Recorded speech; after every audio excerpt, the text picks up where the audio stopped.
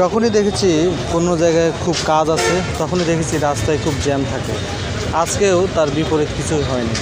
আজকেও আমি অটোতে উঠে এক কাজে বেরোচ্ছি, দেখেছি খুবই জ্যাম। আমার তো মাথায় হাত, কী অবস্থা! এদিকেও লোকজন সব দাঁড়িয়ে আছে, আত্মীয় স্বজন। আমাকে দ্রুত যেতে হবে বনপাড়া বাইপাস।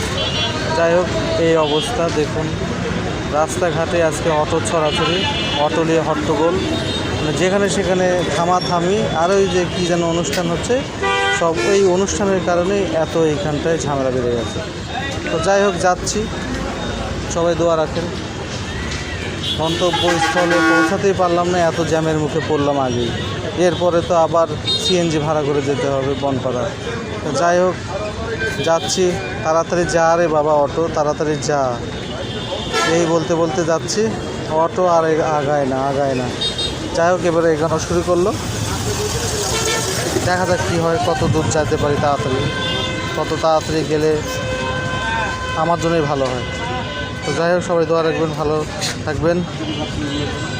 এই হচ্ছে অবস্থা আজকে। এটা হচ্ছে সাইবানি হলের মোড়।